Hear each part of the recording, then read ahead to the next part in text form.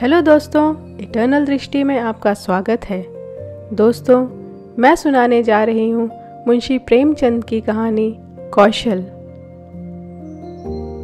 पंडित बालक राम शास्त्री की धर्मपत्नी माया को बहुत दिनों से एक हार की लालसा थी और वह सैकड़ों ही बार पंडित जी से उसके लिए आग्रह कर चुकी थी, किंतु पंडित जी टाल मटोल करते रहते थे। यह तो साफ साफ न कहते थे कि मेरे पास रुपए नहीं हैं। इससे उनके पराक्रम में बट्टा लगता था। तर्कों की शरण लिया करते थे। गहनों से कुछ लाभ नहीं, एक तो धातु अच्छी नहीं मिलती, उस पर सोनार रुपए के 8-8 आने कर देता है, और सबसे बड़ी बात यह है कि घर में गहने रखना चोरों को न्योता देना है।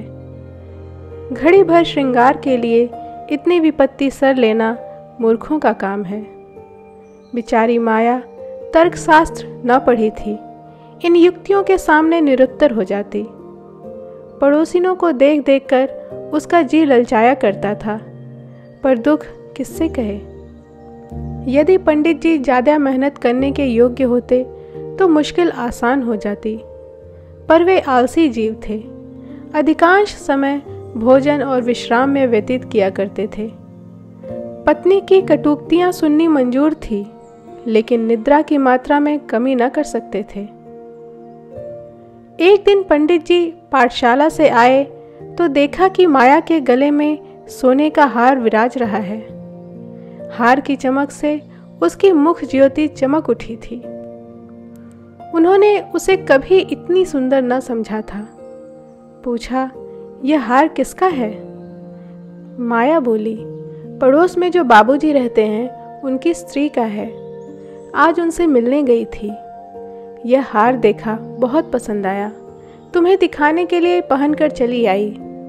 बस ऐसा ही एक हार मुझे बनवा दो। पंडित जी बोले, दूसरी की चीज नाहक मांग लाई, कहीं चोरी हो जाए तो हार तो बनवाना ही पड़े, ऊपर से बदनामी भी हो। तो माया बोली, मैं तो ऐसा ही हार लूंगी, 20 तोले का है। पंडित जी ने कहा, फिर वही जिद। तो माया बोली, जब सभी पहनते हैं तो मैं ही क्यों ना पहनूं। पंडित जी ने कहा, सब कुएं में गिर पड़े तो तुम भी कुएं में गिर पड़ोगी क्या? सोचो तो, इस वक्त इस हार के बनवाने में 600 रुपये लगेंगे। अगर 1 रुपया प्रति सैकड़ा भी ब्याज रख लिया जाए तो 5 वर्ष में 600 रुपये के लगभग 1000 रुपये हो जाएंगे। लेकिन 5 वर्ष में तुम्हारा हार मुश्किल से 300 रुपये का रह जाएगा। इतना बड़ा नुकसान उठाकर हार पहनने से क्या सुख। यह हार वापस कर दो, भोजन करो और आराम से पड़ी रहो। यह कहते हुए पंडित जी बाहर चले गए। रात को एकाएक माया ने शोर मचाकर कहा, चोर चोर, हाय घर में चोर, मुझे घसीटे लिए जाते हैं। पंडित जी हकबकाकर उठे और बोले, कहाँ कहाँ, दौड़ो दौड़ो। माया बोली, मेरी कोठरी में गया है, मैंने उसकी परछाई देखी। पंडित जी ने कहा, लालटेन लाओ, जरा मेरी लकड़ी उठा लेना। माया बोली, मुझसे तुम्हारे डर के उठा नहीं जाता। कई आदमी बाहर से बोले, कहाँ है पंडित जी, कोई सेंध पड़ी है क्या? माया बोली, नहीं नहीं, खपरैल पर से उतरे हैं। मेरी नींद खुली तो कोई मेरे ऊपर झुका हुआ था। हाय राम, यह तो हार ही ले गया। पहने पहने सो गई थी, मुए ने गले से निकाल लिया। हाय भगवान।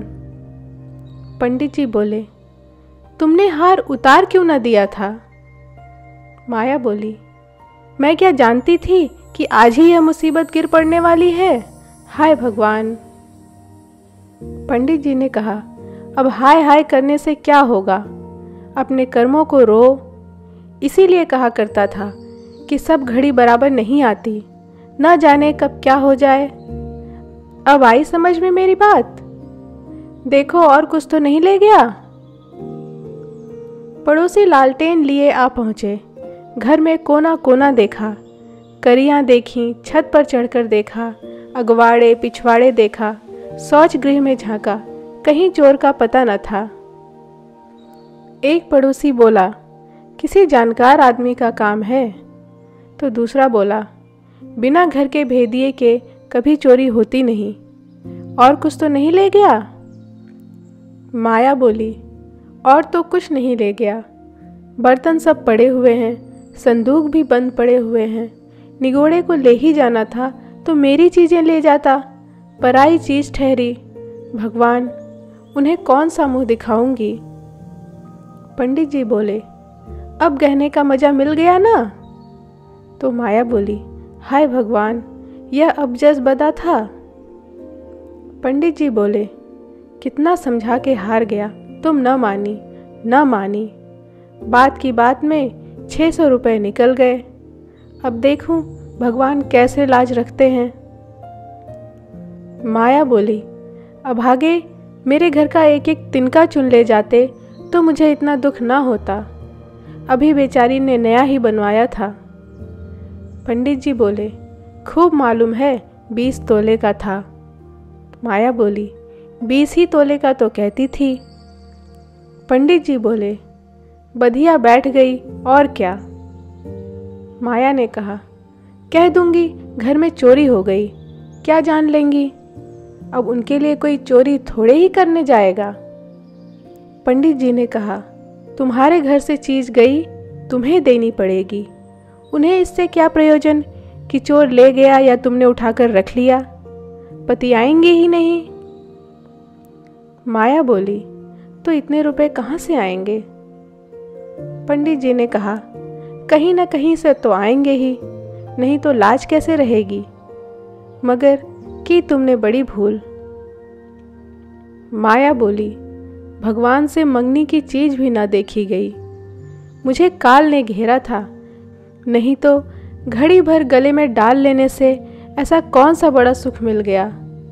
मैं हूं ही अभागिन। पंडित जी बोले, अब पछताने और अपने को कोसने से क्या फ़ायदा। चुप होके बैठो, पड़ोसिन से कह देना घबराओ नहीं, तुम्हारी चीज़ जब तक लौटा न देंगे तब तक हमें चैन न आएगा।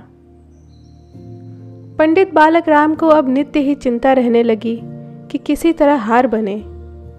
यूं अगर टाट उलट देते तो कोई बात न थी, पड़ोसिन को संतोष ही करना पड़ता, ब्राह्मण से दाण कौन लेता। किंतु पंडित जी ब्राह्मणत्व के गौरव को इतने सस्ते दामों में न बेचना चाहते थे। आलस से छोड़कर धनोपार्जन में दत्तचित्त हो गए। 6 महीने तक उन्होंने दिन को दिन और रात को रात नहीं जाना। दोपहर को सोना छोड़ दिया, रात को भी बहुत देर तक जागते।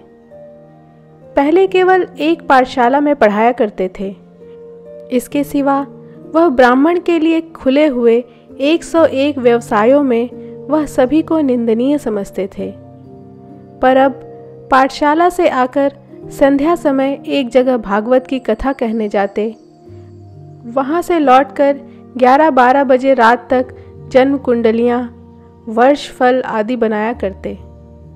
प्रातःकाल मंदिर में दुर्गा जी का पाठ करते। माया पंडित जी का अध्यवसाय देख देखकर कभी कभी पछताती कि कहाँ से कहाँ मैंने ये विपत्ति सिर पर ली। कहीं बीमार पड़ जाएं तो लेने के देने पड़े। उनका शरीर छीड़ होते देखकर उसे अब यह चिंता व्यथित करने लगी।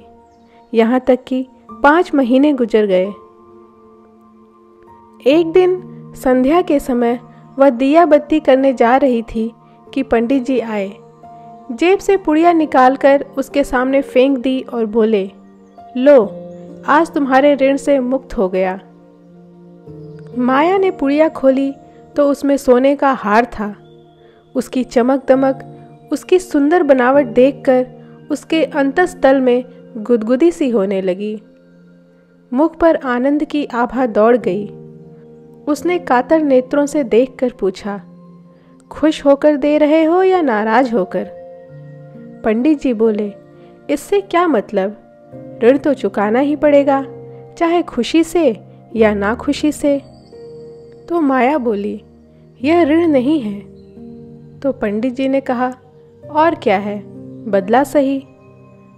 तो माया बोली, बदला भी नहीं है। तो पंडित जी ने पूछा, फिर क्या है? तो माया बोली, तुम्हारी निशानी। पंडित जी बोले, तो क्या ऋण के लिए कोई दूसरा हार बनवाना पड़ेगा? माया बोली, नहीं नहीं, वह हार चोरी ही नहीं गया था, मैंने झूठ मूठ शोर मचाया था। पंडित जी बोले, सच? तो माया बोली, हाँ सच कहती हूँ। पंडित जी बोले, खाओ मेरी कसम। तो माया बोली, तुम्हारे चरण छूकर कहती हूँ। पंडित जी बोले, तो तुमने मुझसे कौशल किया था? माया बोली, हाँ। पंडित जी बोले, तुम्हें मालूम है तुम्हारे कौशल का मुझे क्या मूल्य देना पड़ा? माया बोली, क्या 600 रुपये से ऊपर? पंडित जी बोले, बहुत ऊपर। इसके लिए मुझे अपनी आत्म स्वतंत्रता का बलिदान करना पड़ा। आज के लिए इतना ही। इस कहानी को अपने दोस्तों के साथ भी शेयर करें और इस वीडियो को लाइक, शेयर और सब्सक्राइब करना ना भूलें। आपके कीमती समय के लिए धन्यवाद। सुरक्षित रहें और आनंदित रहें।